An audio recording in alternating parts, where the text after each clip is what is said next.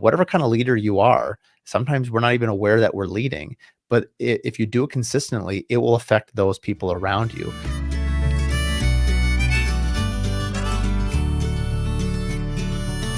Welcome to Curious Builder Podcast. I'm Mark Williams, your host. Today's Q&A is from Brad Robinson from Atlanta, Georgia, Bradford Homes. And his question was, do you have to be a social influencer to be a successful builder? It's a great question. Absolutely not. I know a lot of builders that are amazing, top of their game, that have very little social profile. I do think, however, at least the ones I'm thinking of have been at it for a long time and they're very competent, have a huge network, and really they have chosen from a marketing standpoint to do very little marketing. They don't market their way that they market their brand is much different than I would elect to market mine. It doesn't make it less successful. It just makes it different, which is what makes branding so interesting. And these particular builders I'm thinking of, they had developed relationships pretty much exclusively with architects, and you only ever see images of the exterior of their homes or like a hero shot. Maybe just a handful of photos that show up in magazines, and that's about it. I think most of it ends up being word of mouth, which will play into our next question a little bit later. But they don't really do any sort of social campaigns about their team, about their personality, about the process or anything like that. For them, it is strictly about the house. And you can't say it's not working. I mean, thinking about Ferrari, I think people go to Ferrari because the car looks amazing, and you want the lifestyle, you want the status symbol, so you go and you buy that car. I have no idea how they drive. I assume they drive good. I don't see the people behind them and what they're doing. It's just like you're buying a status symbol, and I think there are some builders that have reached that point that they are a status symbol. And so people elect to pick them because of their reputation. And it's not about them specifically, it's about their home. And I think that's fine.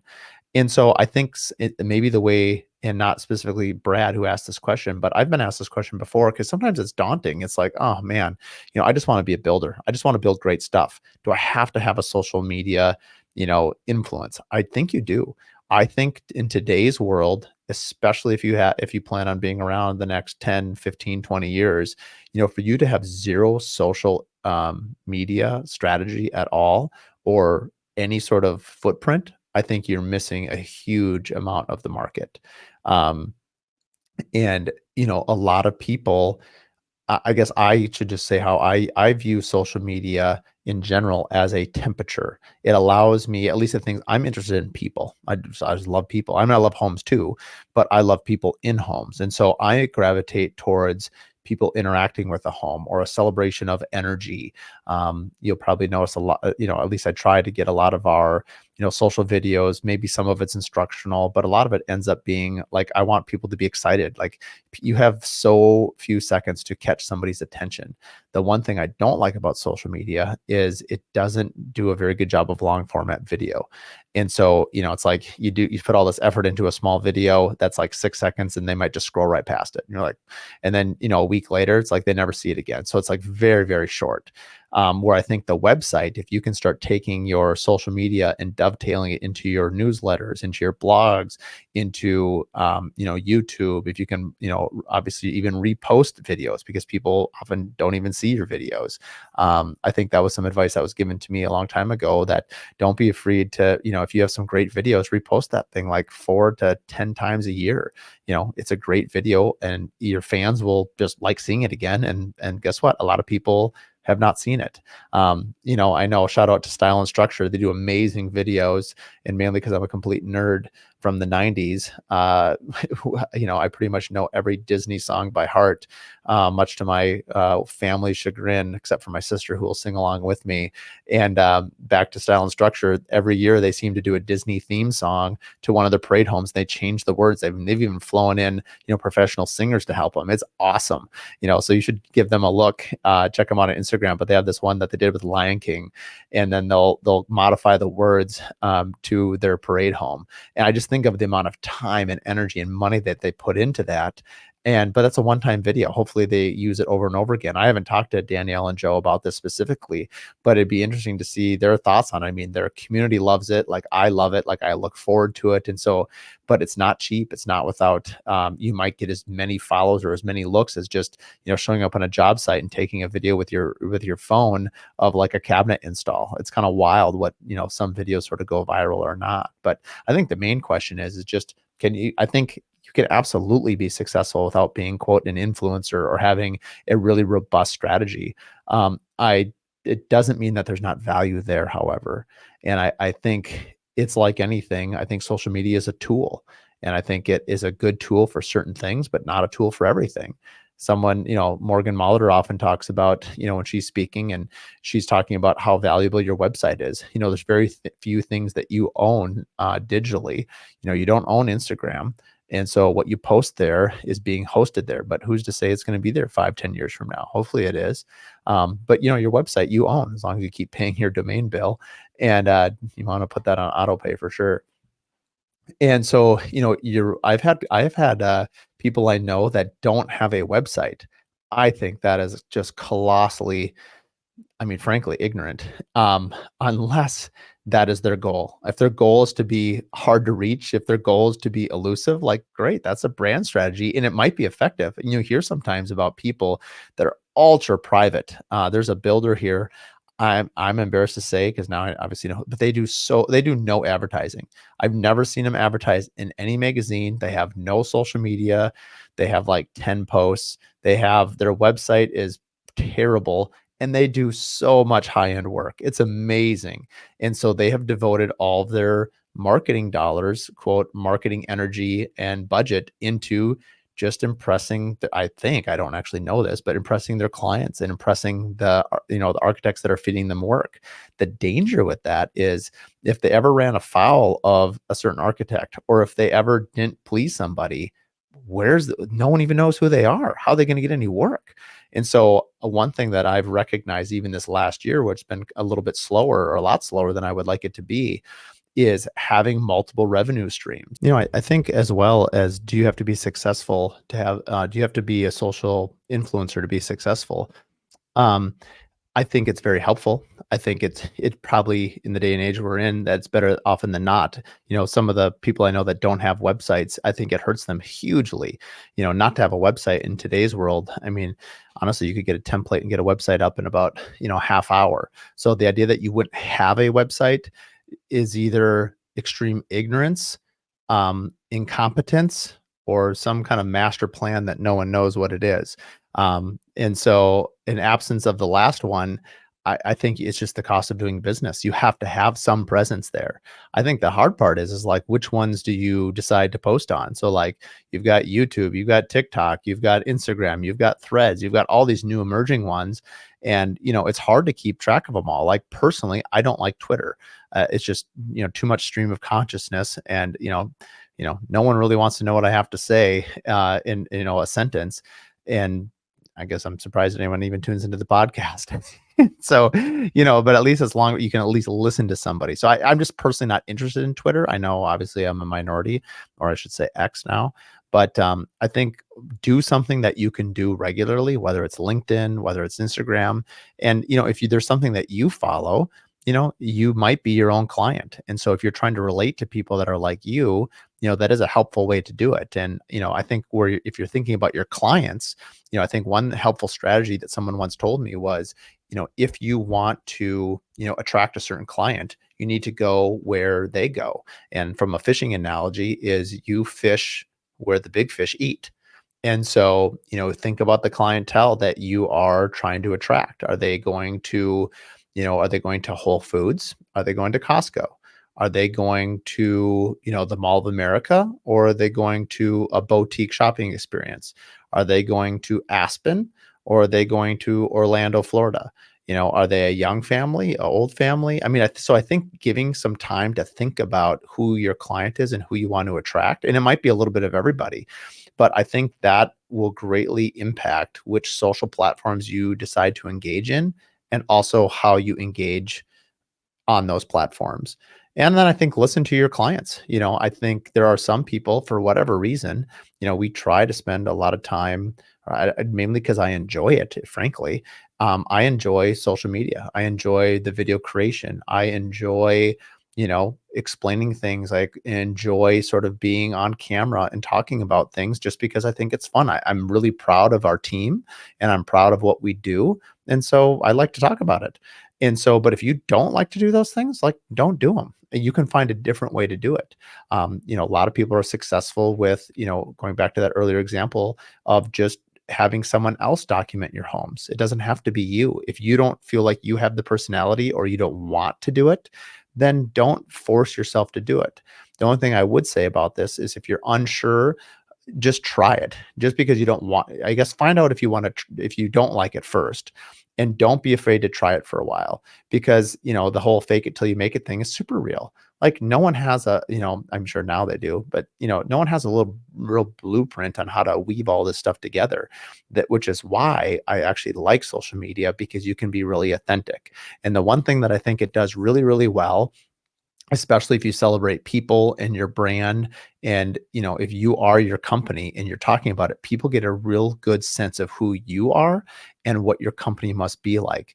We were just at a team meeting the other day, with a bunch of our colleagues and our team members with some clients, and we're having a great time, and I just said, thank you for building our home with us. And every 6 months we kind of do this lunch, or in this case it was a breakfast.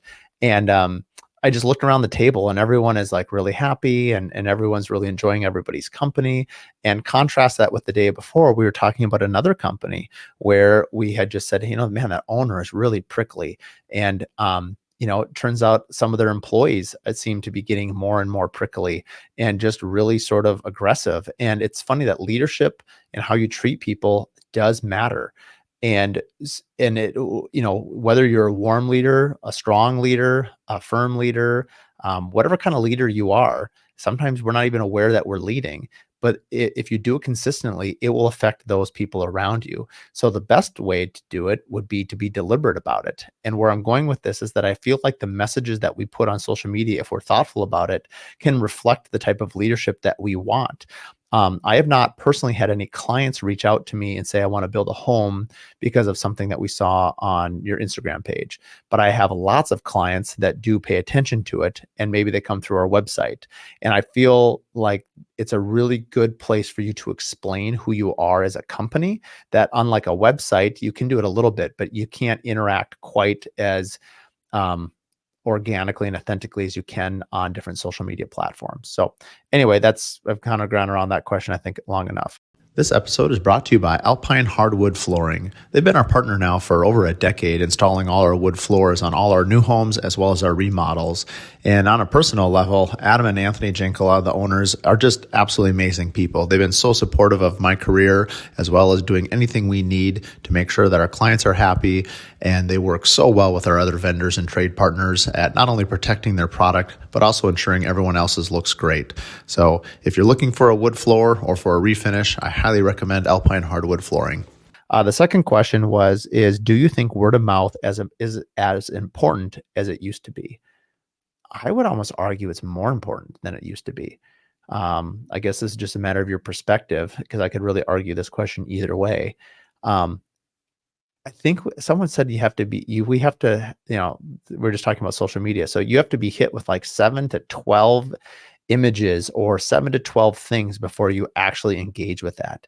That is so many interactions, but you probably only have to be told once or twice by somebody in your inner circle to pick up the phone and make a decision. Like if somebody was looking to build a new home or remodel, what do you think is going to have more power? A family, a friend, a neighbor saying, "Oh yeah, I built with Mark Williams Custom Homes. I love my experience. It was great. You should give him a call." I mean, are they even going to look anywhere else? Are they? They're going to call because you just had somebody who's had a firsthand experience of working with you that has just recommended you, and now they're going to likely call you. Now they'll look at your website. They will now go look at your social media if they weren't aware of you before, or it will reaffirm something that they already knew. Oh yeah, you know what? I follow that company. They're great. I like them a lot. But man, the power of one happy client is extremely powerful. I think I personally, and maybe I'm the wrong person to answer this question. I don't really look at 5-star ratings. Like, I want a 5-star rating. I believe we have one, but I don't go read other comments. That I'm not somebody that researches. I think part of this is personality test. I will put it out there to my friends and family and colleagues and say, who would you recommend for this? And then I know that, let's say the person I'm asking is someone who's really into research and really into figuring it out. Like, I will take his word as gospel. I'm a runner. And so I was like, oh, I'm going to get a new watch. And Tony is someone I run with all the time. And I'm like, Tony, which watch do you have? Why do you like it? And he'll give me his, I'm like, I don't even need to hear it anymore. He researches like for months on end before he buys something. Like, I don't need to do that. I trust Tony. Tony does all the research. I'm just going to buy that watch. I'm good. Like, I don't need to see reviews. I don't need to do all the research. Like, I'm good. I'm making my decision based on somebody I trust. And that's how I do it. I'm not saying that's how everyone else does it. I'm sure I'm just one personality and there's many, many out there. I do know my wife, for instance, loves to read reviews, and she does a lot of research on different things, and kudos to her. When it comes time to plan a trip or a vacation, like, I don't have to spend all that emotional bandwidth. I think she sort of likes to do it. That's part of it. And so I do always think that it comes back to, like, what do you like to do and what do you enjoy doing? Because if those two things sort of line up, you're going to spend a lot of time there and you'll become pretty good at it as well. And I think this thing of word of mouth is, how do we develop it? um, I I would like to think that I really, well, I mean, I know I do. I appreciate my past clients a lot. I always send them, thank you cards, Christmas cards. Last year, it puts a lot of pressure on a company and a person. I want every gift that I give them to be very unique and special.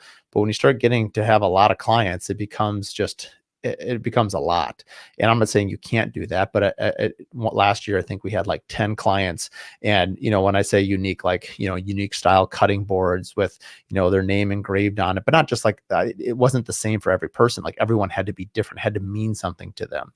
And so, we had somebody that lived on Lake Minnetonka or Christmas Lake or Medicine Lake. And so I had a blue epoxy in the shape of their lake with their name engraved on it, as just like a little thank you gift that they would, have in their home as a way to remember it. And these are things that will encourage word of mouth. But honestly, just how you treat people is probably the strongest way to encourage word of mouth. My wife always says that people forget what you say, but they'll never forget how you made them feel.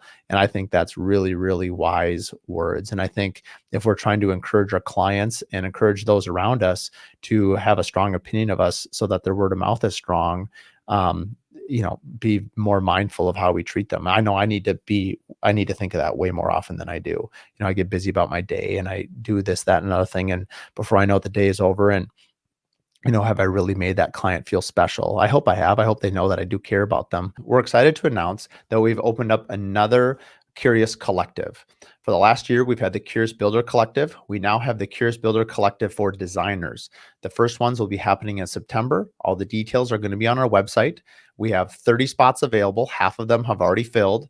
We additionally have 8 spots left in the Builder Collective. If you're interested in getting together in small groups of 9 with local Minneapolis-based builders and designers in separate groups and talking about your business, talking about your brands, asking those questions that you wish you could ask another business owner, then this is the place for you. Details can be found at the Curious Builder Podcast.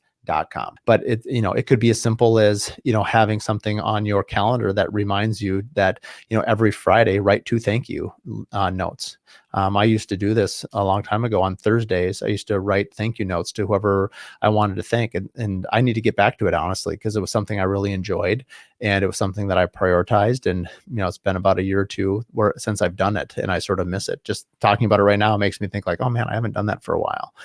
And I think this thing of word of mouth, there's so many different ways to encourage it. It's doing a good job. It's showing up when you're going to say you're going to show up. It's your people following through on the promises you've made as a company.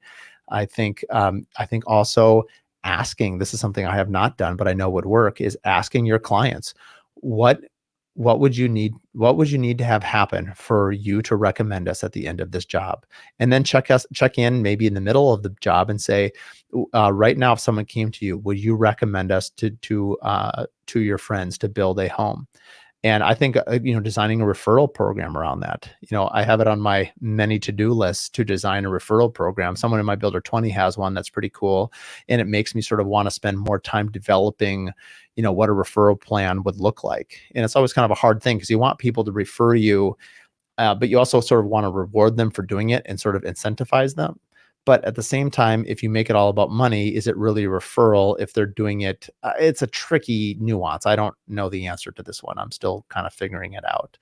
Anyway, I've sort of hacked my way through that question. There's a lot more to talk about, but we're out of time.